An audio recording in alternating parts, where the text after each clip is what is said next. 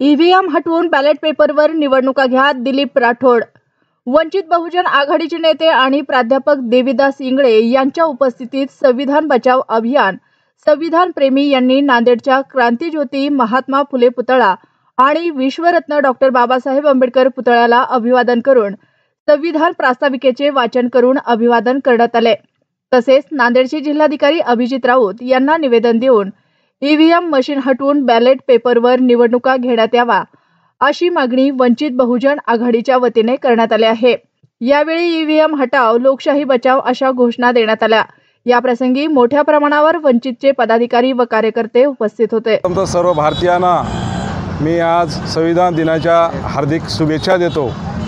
आणि आज आपल्या देशामध्ये जे ईव्हीएमच्या वरती जे मतदान होत आहे त्यामध्ये लोकांना, सर्व मतदार असेल, भारतीय लोक असतील, यांना शंका आहे।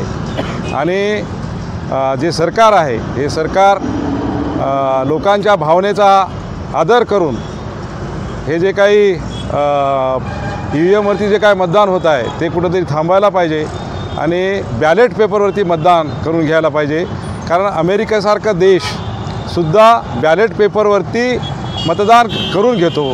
आणि ज्या देशांनी तंत्रज्ञान चे जे शोध लावला त्या देशामध्ये पण त्या तंत्रज्ञानावरती शंका आहे।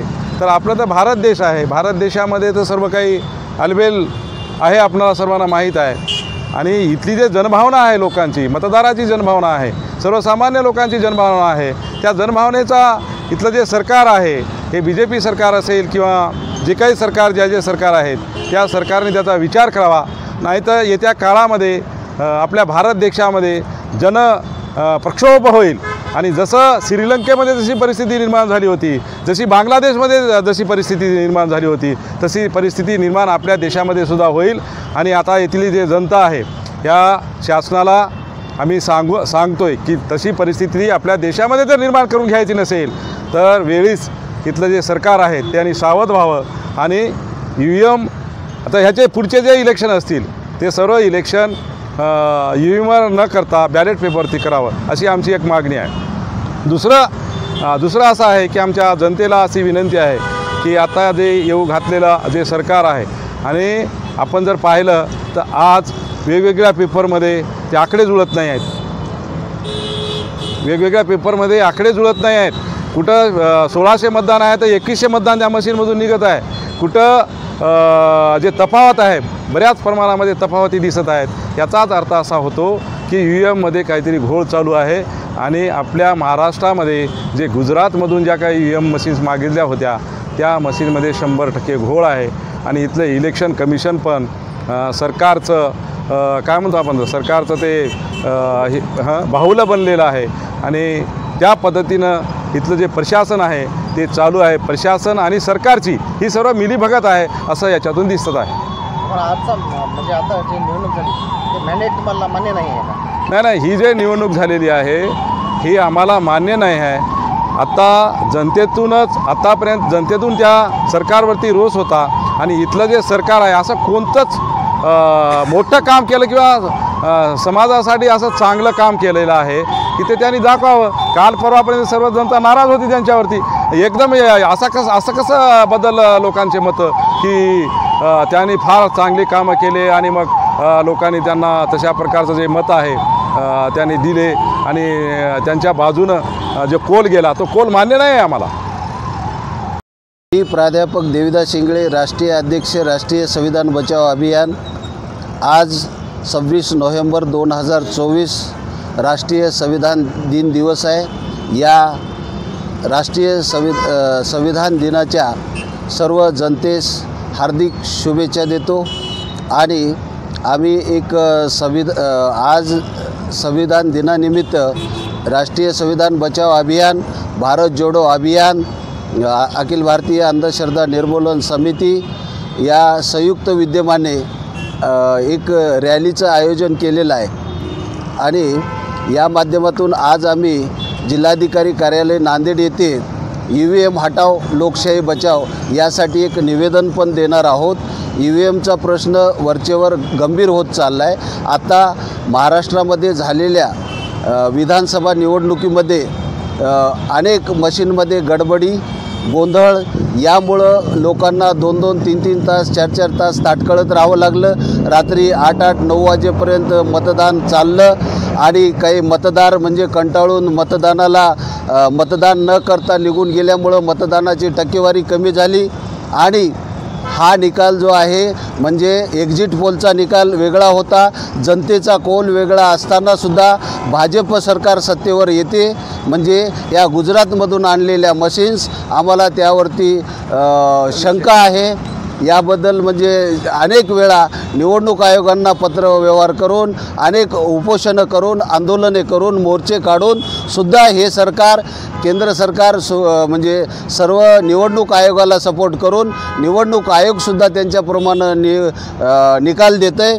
त्याच पद्धतीनं त्यांचंच ऐकून EVM मशीन कायमस्वरूपी ठेवतात। हे म्हणजे लोकशाहीच्या आणि संविधानाच्या विरोधात आहे। आम्ही निकाल मानत नाही।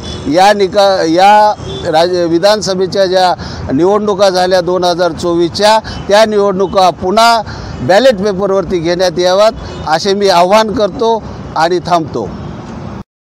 माझं नाव दत्ता तुमवाड, भारत जोडो अभियान, राष्ट्रीय संविधान बचाव अभियान यांच्यातर्फे आम्ही आज एक सगळे संघटित होऊन निवेदन कलेक्टरला देण्यासाठी जात आहोत आणि ते निवेदन आहे EVM हटाव आणि लोकशाही बचाव।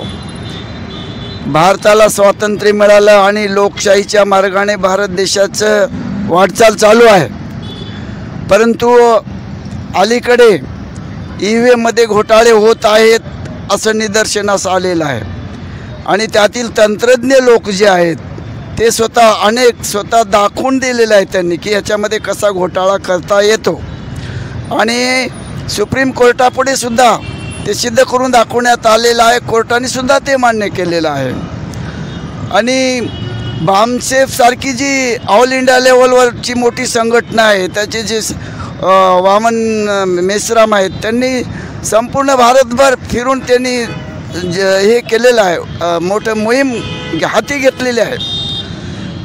आता कालच्या इलेक्शनमध्ये जर बघितलं काही बूथ घेऊन जर त्याचं परीक्षण केलं तर जी मतदानाची जी यादी आहे, आता समजा एका गावामध्ये 1000 मतदान आहे, त्याच्यामध्ये 800 मतदान झालं यादीप्रमाणे आणि EVM मशीनचा आकडा जर काढला तर किती आहे 800 कागदावर मतदान झालेलं आहे, परंतु EVMच्या मशीनचा आकडा 900 सांगते।